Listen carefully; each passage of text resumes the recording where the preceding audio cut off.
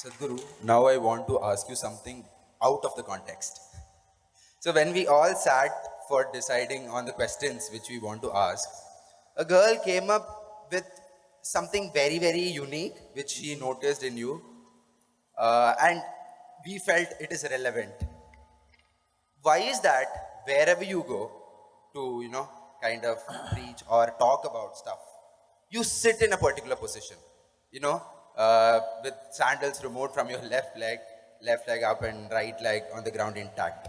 Is it your style, or is it a way that one person should sit? Do you still use the Indian toilet? Yeah, I. Yes. Do you sit in a particular way? Asking you. I'm just asking you, do you? Why? Because the body is made like that. Today, in I forget the name of the university, some university in United States made a study and they said, this is the best way to shit. Because your thighs will go into your abdomen and press it out and everything that needs to come out will come out. If what needs to come out doesn't come out, it will slowly raise to your head. Yes.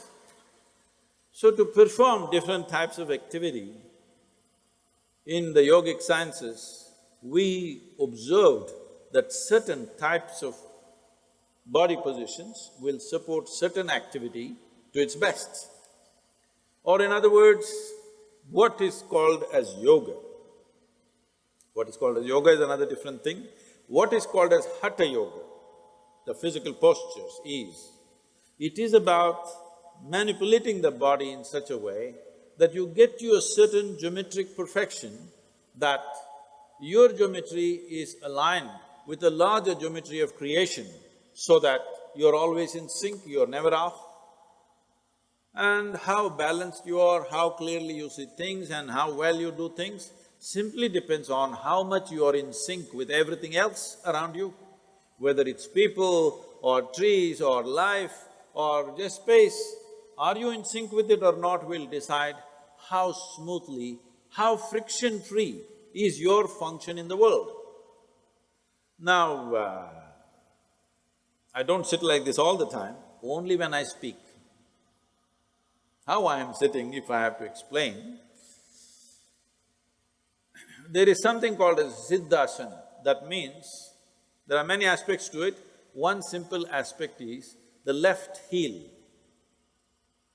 The left heel is… there is a point on the left heel that today the medical sciences are calling it as the Achilles. You heard of that?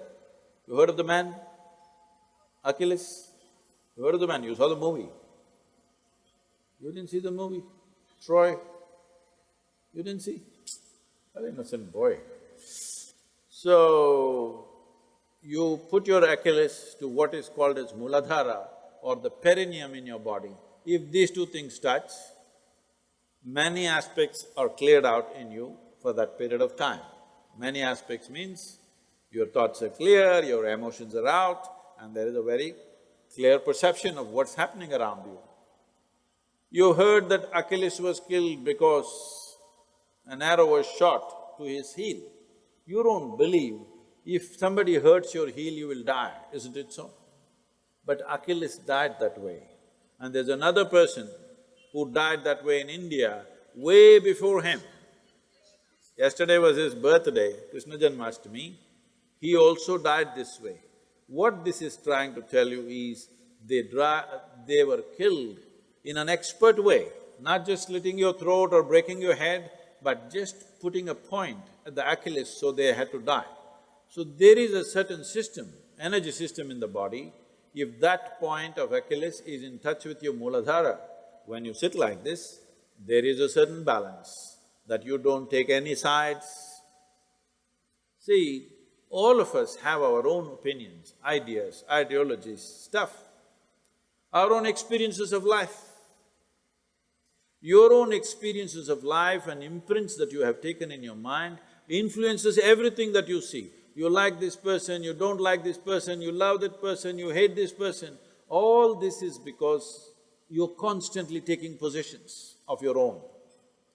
But if you really want to know life, the most important thing is you don't take any position, you're willing to look at everything fresh every moment of your life, absolutely fresh, every moment of your life. This is very difficult for people to understand. People who have been with me for 35 years, every day they are with me, working with me, doing so many things. I still don't have a single opinion about them.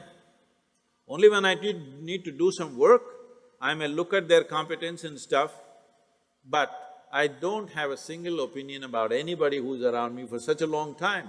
By now you should have formed your opinions, but I don't, because that is the essence of spiritual process, that we constantly looking at every life as a possibility.